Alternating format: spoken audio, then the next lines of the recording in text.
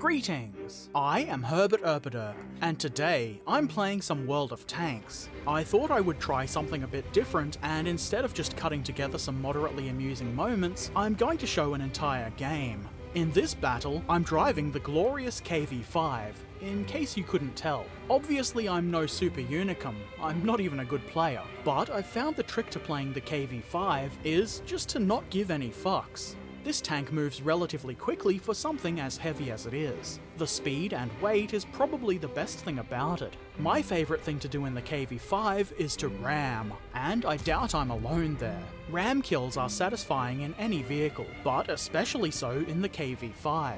Unfortunately, a lot of people do know what's up when you charge at them with a 100-ton tank and try to track you before you can do any damage. Fortunately, many vehicles have trouble penetrating the armour, so it's still fun to charge at people and watch their rounds ping off you harmlessly. The KV-5 has an okay gun. It works, it's accurate enough, especially with the gun laying drive, vertical stabilizer, and a 3-skill crew. It does have some trouble penetrating higher tier tanks though, no matter how many dissidents you send to the gulag. I kind of hesitate here, I'm almost giving a fuck. There's usually people waiting at the corner at the other end here, so it's not a bad idea to pause here anyway. It looks like a lot of the enemy team is fast and have made it up the hill anyway, so forward we go. I put a round into the T-34-3 without stopping. Why stop to aim when Hand of Stalin can guide your shell? Works for KV-2, why not KV-5? That VK is next. He has the sense to back off, and escapes before I can load the next round. The M41 Bulldog, not so much. We keep slowly crawling up the hill. The T-34-3 has had time to escape, but chooses to stay and fight, to the death, and the VK dies soon after. We keep moving along with a friendly medium who takes a hit from a cheeky T-54 Mod 1 that's been hiding behind a rock. I'm not especially worried about him though. I put a round into his turret and leave him to his fate. And then I run right into this other T-34-3 who seems to want to get rammed. Though maybe he was just trying to escape from those friendly heavies. The IS-4 knocks him out, and I push him out of my way and keep moving.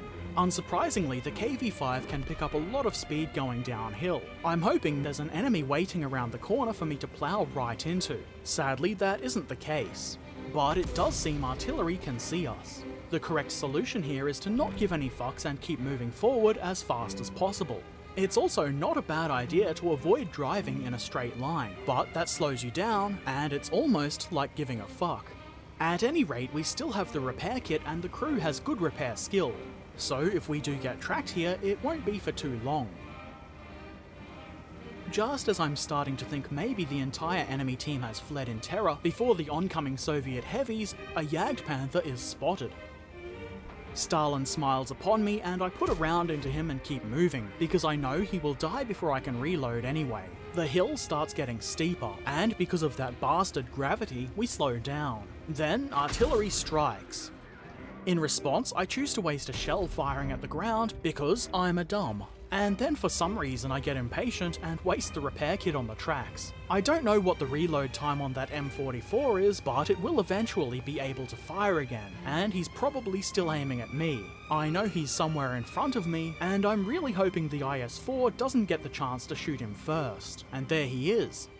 Boom! I snap a shot into him. Stalin says yes, and I get one of the most satisfying kills you can get, an arty kill. Then, a wild T-28 appears. I take a few seconds to figure out what to do. He's obviously in that ravine over there, and I'm never going to be able to shoot at him from here, so I clearly have to go to him. And why go around when you can drive directly at him? There is of course a risk that other enemy tanks will be able to take shots at us while we charge across this open space, but the minimap shows they're far enough away and are clearly being pressured by friendlies. And now is not the time to start giving fucks. What I am obviously hoping is that he will be right in front of me so I can drop in on him and say, "Hello." Unfortunately, this T-28 had to ruin my fun and has moved. I still drop in, causing quite a bit of damage to myself in the process because I'm reckless. Also because taking the time to get down there carefully gives this guy time to turn around and use his gun on me, which I would prefer not to happen. KV-5 has a good strong engine, so I can kind of push him along and hold him in this position and take my time to put some rounds into his cupola. This must be kind of frustrating for the tank destroyer driver. He probably can't win this, but nonetheless he valiantly struggles until he finally succumbs to the IS-3.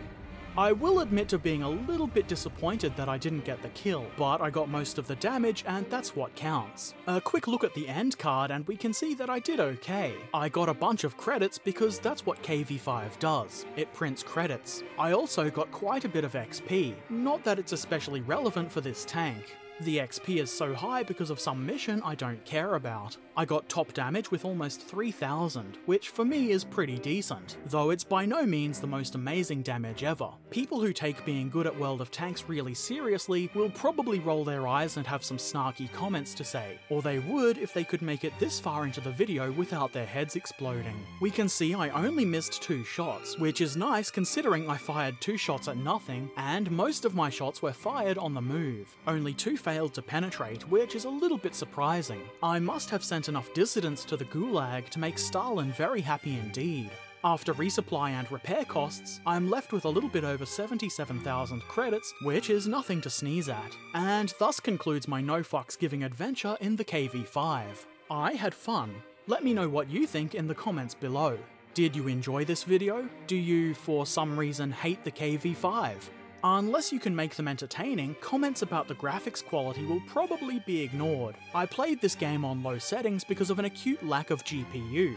If you didn't like this video, be sure to click the thumbs down button, and if you're an angry World of Tanks player, leave me some rage in the comments. If you like it, obviously click the thumbs up button, and leave rage if you want to. Also, don't forget to do the other YouTubey things like subscribing and so forth. If you really like the videos I make, please consider helping to support the channel via Patreon. Patrons get to see my videos a little bit early, as well as some bonus patron-only content. As always, I shall return soon, so until then, happy gaming and thanks for watching. Farewell.